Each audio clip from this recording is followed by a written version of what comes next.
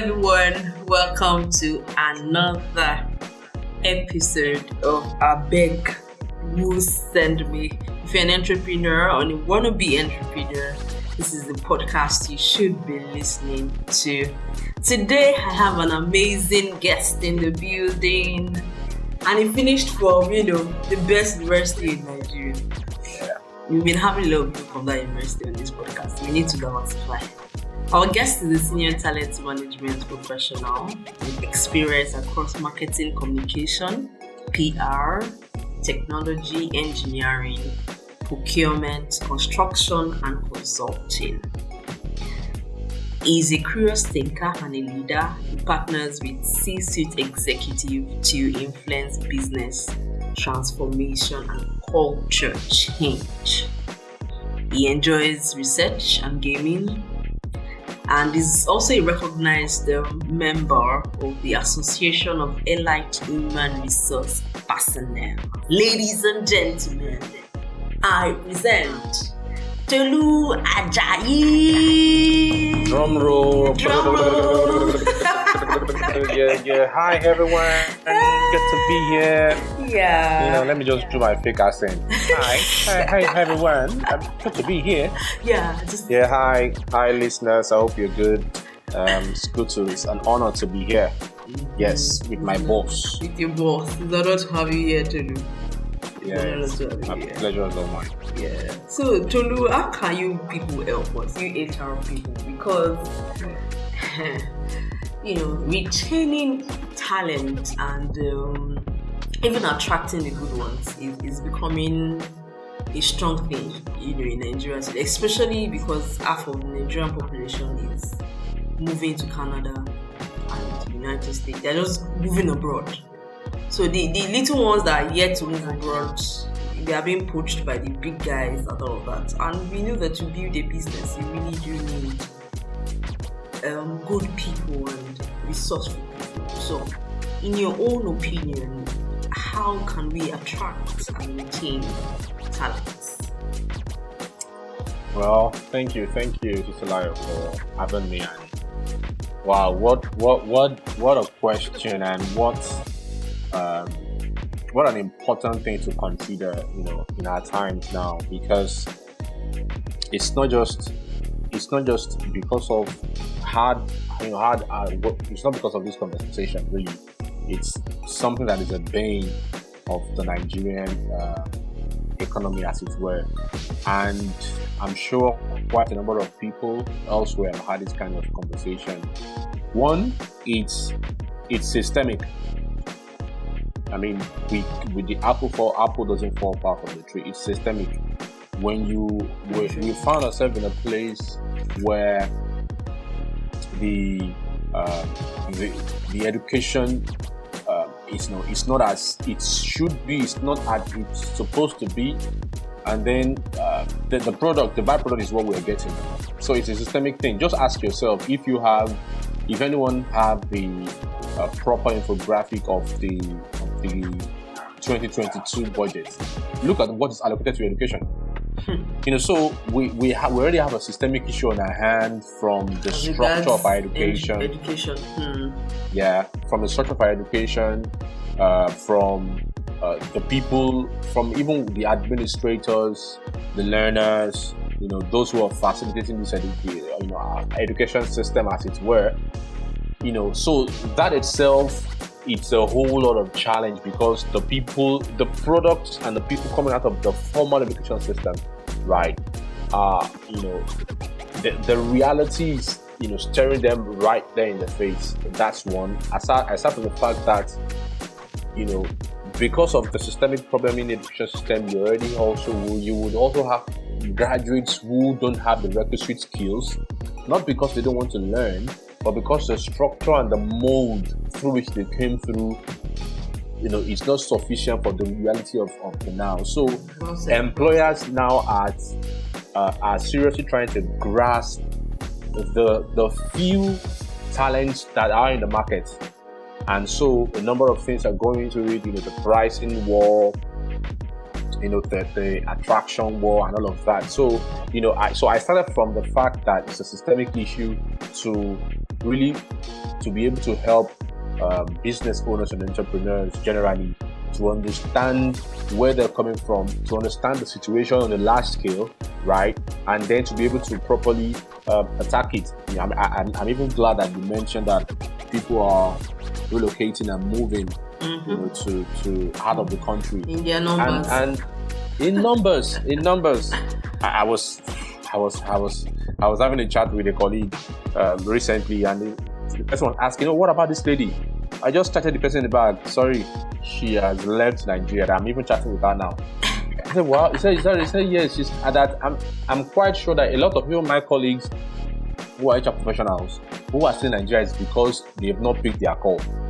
Right? As soon as that country, I'm telling you, as soon as that country picks their call, they are off. I know people who have done MBA, who have done masters, and they are just waiting for either for the embassy to call them or for embassy to pick their call. Once that is done, they're out of here. Entrepreneurs are really faced with the challenge of getting the best and attracting.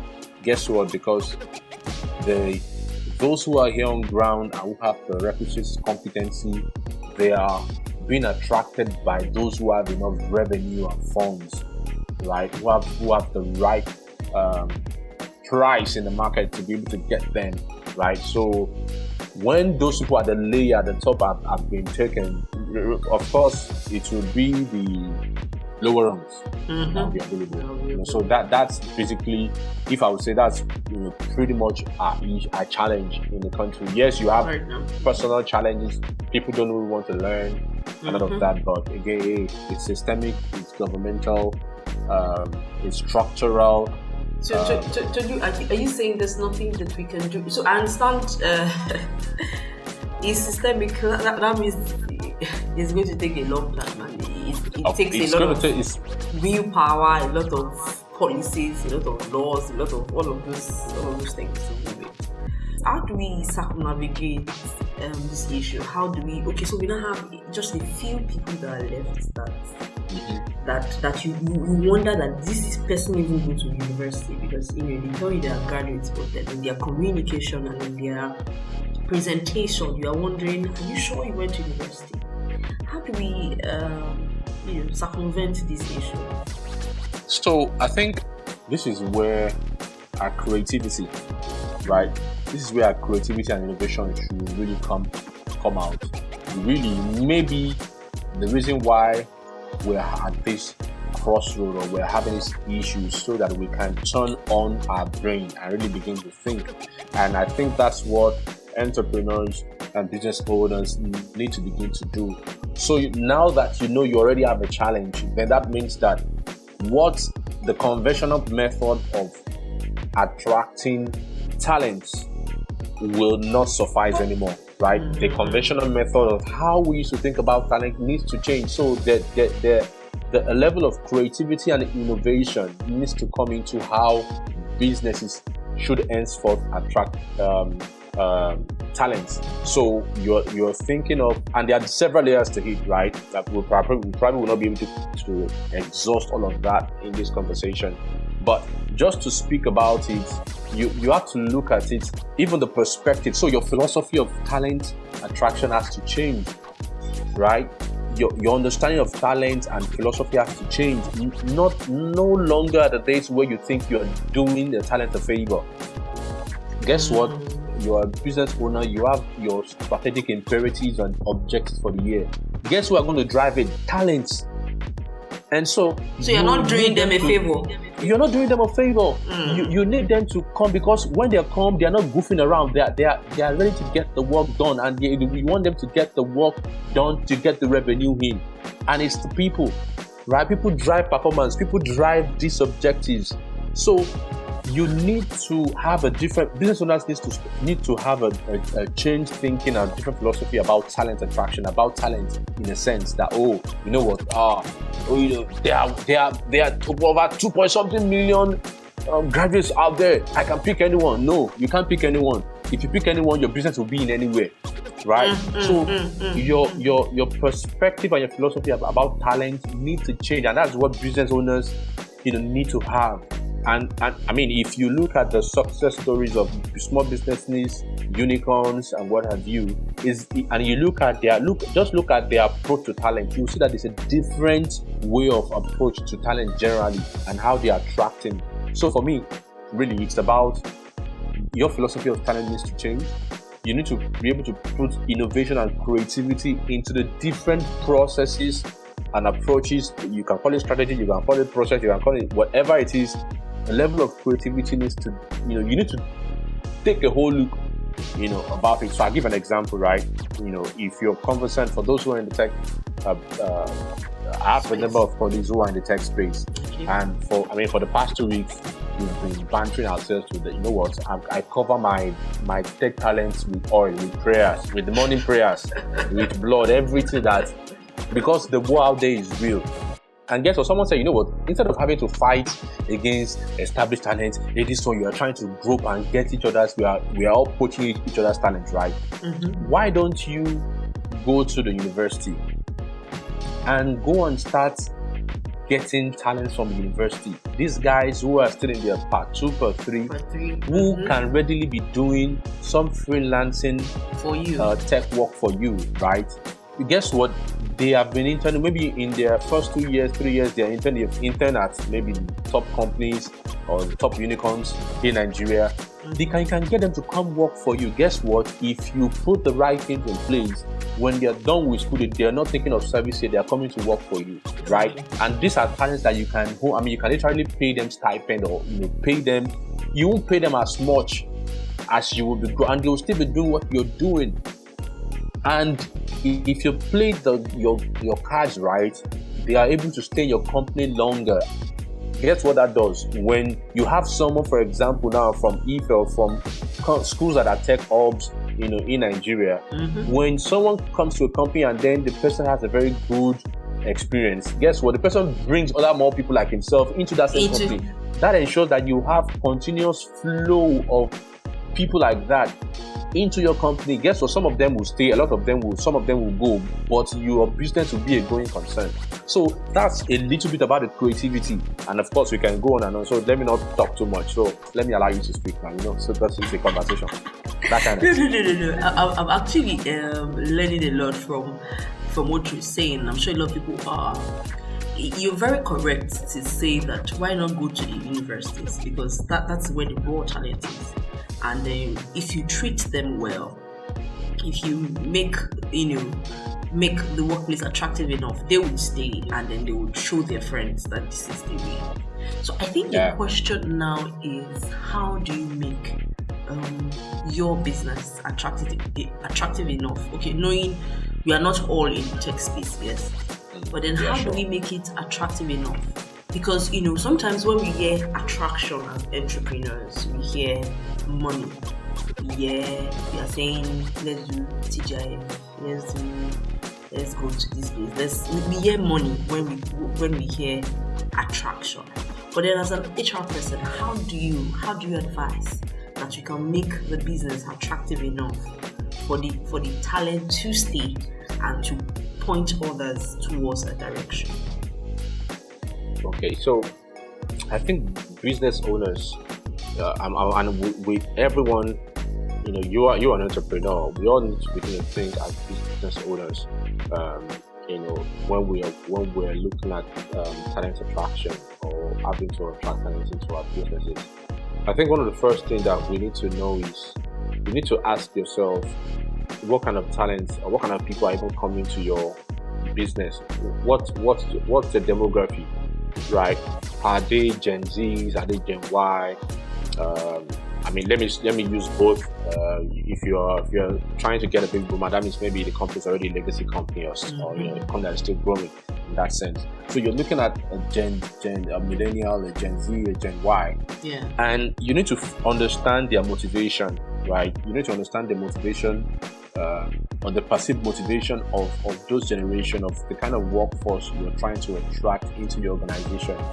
Now, having said that, I think one of the first things that you need to put in place is a vision. And I'm not trying to sound so cliche, but you need to have you want to attract talents, you need to have a very simple, clear-cut vision of where the company is going or what the company is setting out to achieve. And it might sound that, you don't need it, or it's vague. As simple as that is, a simple mission or a simple vision should keep employees, should keep talents attracted to your company, that, this is what we're trying to solve. Hey, guess what? We're trying to get 30,000 Nigerians to be able to do this. We're trying to provide 1, 2, 3 in the African market. We are doing this. One crazy, simple mission. Mm-hmm. I think that vision casting is, vision is not money, right? We're talking about vision casting now. We're talking about vision casting. You don't need money to do that. Mm-hmm. Mm-hmm. So a simple, clear vision as to this is what we want to achieve. This is what the company is about. This is what we want to do. This is what we're in the business of doing. Simple, clear, that from the least role to the highest role, everybody wants and knows it. I think that is one of the very important things that business owners should be able to craft, and not just craft, hone, and be able to sell to talents.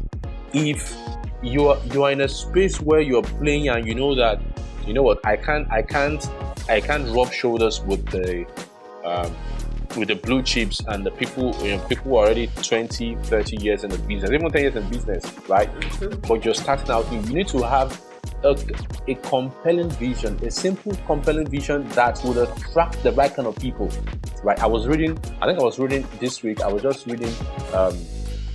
watching Simon Sinek, and Simon Sinek was saying, hey guys, that was how it was making reference to I've forgotten a man that was about to go on a voyage many years ago, and this particular person put an ad out.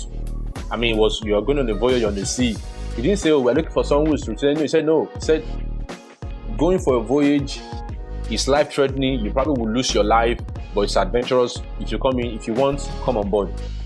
And he said, by putting that ad out, he attracted people who were crazy enough that they were ready to die. Right? And that was the same thing that Simon Sinek said he did. That he put an ad out to tell about his kind of person, the kind of role, how crazy it will be. If you're not going to be that kind of person, don't even attract. So guess what? By putting it there, right there, he was able to get the right person that can work with him. And he said that was what he does. So my point is having a proper vision in such a way that is very clear. We should have proper, I see companies now, you'll be like, okay, what are we trying to achieve? Fine, even if you wrote it somewhere. The question is, when people come in, if you say it, can people own it? When they come in the morning, can they breathe that vision? And is that vision at the forefront of what they do? If it's out there, right, you can easily attract the right kind of people. Not everybody can work in the company, but the right kind of people that you need to be able to deliver on your mandate are the people you should attract. So for me, the first thing is to have a proper vision. The next thing, if I would say more, is to have a healthy culture in place. And my God, if there's ever a time for us as business owners, right, for business owners to really begin to understand this particular point, I think it's now. You could have heard of the Great Resignation and what have you. Mm-hmm. Well, maybe it's just people being burned out and living where they are. Mm-hmm. But the truth is that people are tired of working for companies or businesses that are treating them like crap. So you want to attract people, you need to be able to begin to design a healthy, a playground of growth. In other words, a healthy culture. What does an healthy culture mean? What does it look like? What does it feel like? What does it look like? I won't say that there's an ideal. Okay. The question is based on who you are as a business, what the company is as a business, and what you're trying to achieve. You need to ask yourself, what healthy playground or culture would be proper for where you're going, right? And the truth is this, guess what? Let's even look at a context, Sub-Saharan Africa. Usually, when you're a business owner, you're not thinking about, and you're starting a business, and you're not even thinking about your culture. No. What you're thinking about is your returns. You're thinking about even staying afloat and making money. Staying alive. Staying alive. So most of the time, all those people are not even people don't even think about it at all. But the truth is, culture should be intentional. Designing and creating a proper culture or a culture that is evolving, that evolves, is something that should be intentional. It should be intentional, right? And the reality is that what you don't properly design, what you're not intentional about, you stumble into it. Can be a monster tomorrow. Mm-hmm. And so, if you're determined as to what you're supposed to do, right?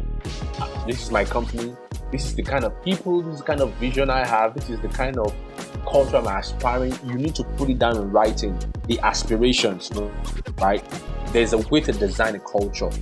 There's a way you can be, there's a way to properly design. You have to have your aspirations, you have your aspects, you have your values are driving the behaviors, right? And so I don't forget, sorry to cut you.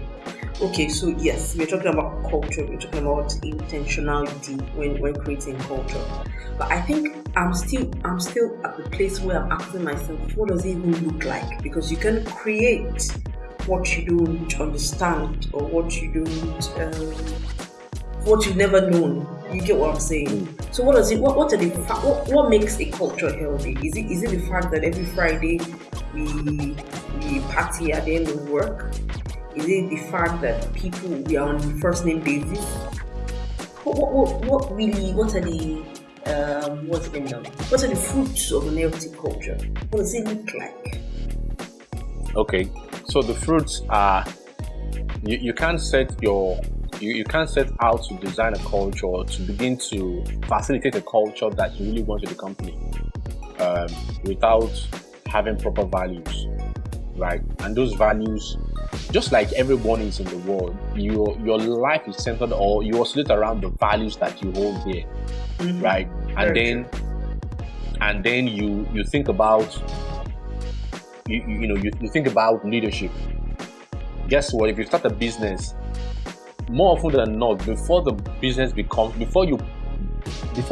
build the business as a system, there is first an outflow of that business that stems from who you are, the person driving it, right?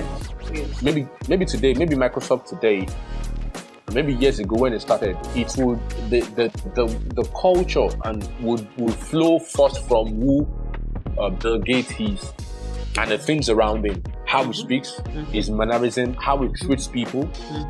You get how the leader communicates. So really, when you're talking about culture, what does it look like? It starts from how you even treat people, right? How you treat people who work with you, right? How you get them into your company is your culture. It forms part of your culture. How you attract talents, the experience they go through, right? We speak about talent experience. The talent experience is a part of your culture, because that aspect of recruiting, you're bringing them into your company, is a part of you. Is a part of you, right? So it's basically looking at the different dimensions of the company and how that dimension interacts with people generally.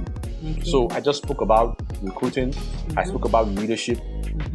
You could even think about, it could be as simple as your communication, how you even interact, how you recognize people, how you recognize milestones, right? How you recognize wins, how you recognize when someone has gone above and beyond, right? How you even send mail to people.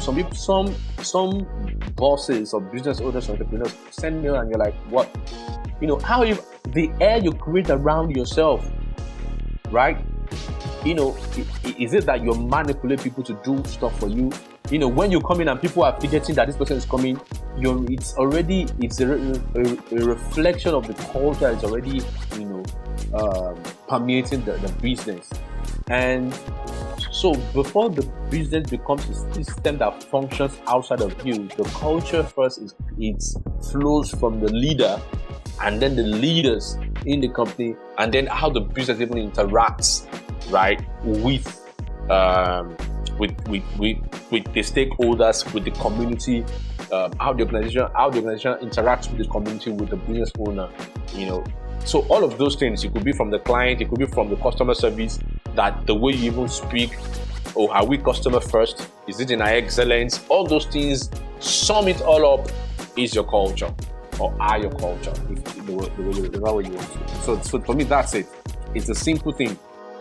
From your front desk person, from that email reception, from the interaction you have with the people, from their mannerism, from the way you're treated, from the simple processes you put in place to ensure that work is smooth. All of that is your culture. So how you think about that in the maturity phase of your company is what helps you to be able to attract the right talents. Yeah. Wow. I know I've said a lot. That is a lot. I mean, I'm trying to process it to say that, okay, culture is almost like it could be subliminal in the sense that as the business owner, if you're somebody that you're not careful of how you speak to people, if you're not careful, it becomes a norm in your organization that people speak to each other anyhow. Am I correct? Is that part of what you're saying? That the way we treat people in every aspect forms the culture, whether it's a conscious thing that we do, whether it's an unconscious thing that we do. Yes, exactly. It forms part of what your culture is, how you treat people. What impression they have when they leave you, how they interact with your business. There are several ways to look at it. So you could look at it internally, right? Mm-hmm. In terms of how you are even growing as a company, the things within you as a business, and then you look at it also externally, how you are even interacting with your vendors, with your clients. Mm-hmm. How, if it's a product, how that product is interfacing. All of those things. You are in a business where you're delivering a service, and then it's known, or it's something that is consistent with you, that you don't meet deadlines. It's already forming your culture. Or it's consistent with you that you don't pay on time. It's already your culture. Those things are there. All of that, it's your culture. So go on to. So business owners really must think through, all of that. Depending on the maturity phase and where you are, think through, all of the different dimensions, and ask themselves, which one is a priority to me now?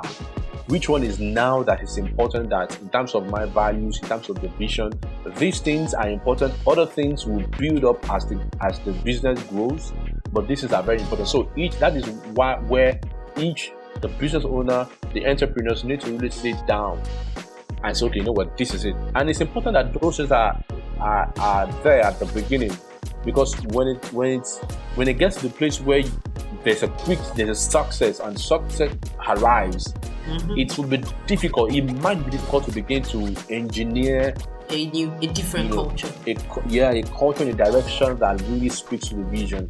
Okay. Especially if those things are not attacked at the beginning. Yeah, so for me, that culture is good. A culture will sell you. Just for example, you want to join a new business now, and then you've had the offer. Before you join, you ask maybe 2 or 3 people, what's the culture in that place? How's it like? This CEO, who's the president, blah blah blah, who's it?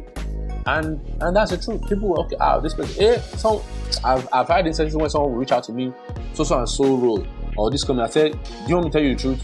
Run for your life. Run for your life. Don't you dare take it. Don't even take it. Run for your life. So I mean, because I run for your life. Don't even know he loves me. No, run for your life. So those things are very, very essential.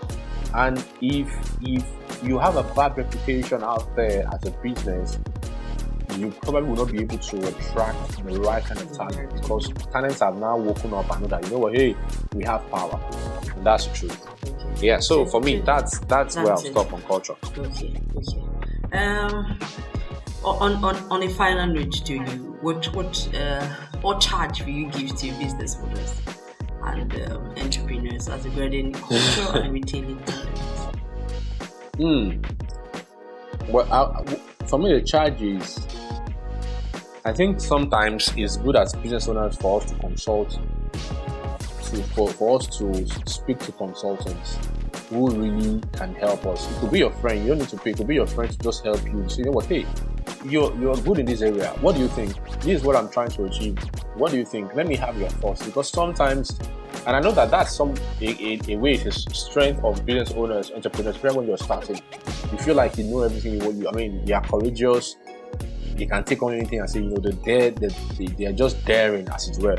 So my advice is to, focus on company culture, present a healthy, and there's emphasis on healthy playground for growth. And I think I didn't mention that, I didn't emphasize that earlier, because again, when your company is a place where people can grow, where there are enough challenges, people will generally be attracted to it because of the opportunities that are locked inside that place. So I would also want to advise that understand who you are as a business, where you are, what kind of people do you want to attract. Mm-hmm. Right, you can attract everybody, and that's the truth. It's like I do say recruitment in a way is a rejection business. We are in the business of rejecting people. Guess what? 1 million people want to work for your company. No, but they can't all work for your company. So you must be specific at the right kind of person or the right kind of people that works for your company, right? Yeah. And helpful to that is the fact that when you properly curate the kind of people that you want to attract, guess what? With the proper messaging, you get the right person. With the right kind of messaging, you will get the right people. With the right process, you will get the right people. So for me, that's my advice to business owners: to focus on company culture, build, offer to present a healthy culture, place where people can grow, right? Understand who and the kind of people you want to attract and hire. Of course, there are other things, but maybe I'll just stop here, since you're the boss.